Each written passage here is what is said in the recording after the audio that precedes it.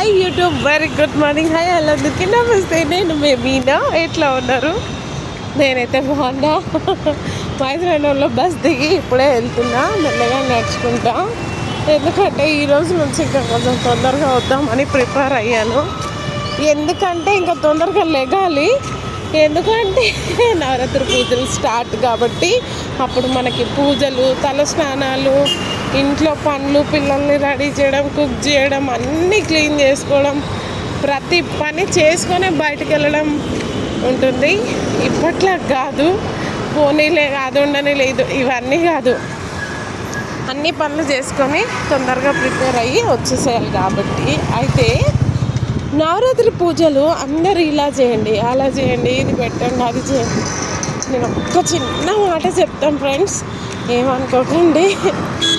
మన మనసు బాగుంది కదా, మనం ఆ 9 days ఇలా ఉండాలి, మనం నాన్ వెజ్ తినకూడదు, బొట్టు పెట్టుకోవాలి, గుడికి వెళ్ళాలి, పూజ చేయాలి, ఏదో చేతనైనంత వరకు చెయ్యాలి అనే ఆశ ఉంది చూడండి. అంతకంటే గొప్పగా ఏముంటుందో నాకైతే తెలీదు. ఎంత చేత అయితే అంత చేద్దాం.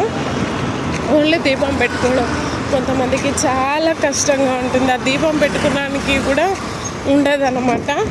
దండం పెట్టుకోండి, స్నానం చేసుకోండి. ఎవ్రీడే తల స్నానం చేయాలని ఏం లేదు.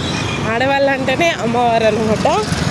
సో మీకు వీలైనప్పుడు తలస్నానం చేయండి, వీలైనప్పుడు తలస్నానం చేయకండి.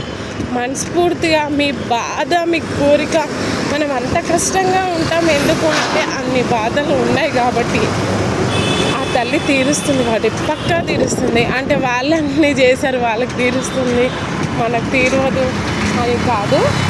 మనం మనస్ఫూర్తిగా మొక్కితే ఏ దేవుడైనా మనకు పక్కా చేస్తాడు. Don't worry. ఎవరికి ఎలా చేతనైతే అలా చేయండి. నేను కూడా అమ్మవారిని పెట్టడం, కలశం పెట్టడం, ఇదంతా నేను ఎప్పుడు చేయలేదు, చెయ్యను.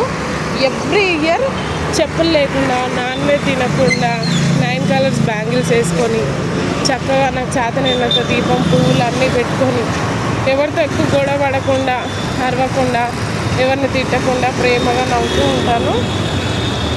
అదే. సో నేను మళ్ళీ మాట్లాడతా. బాయ్. ఆట వచ్చింది.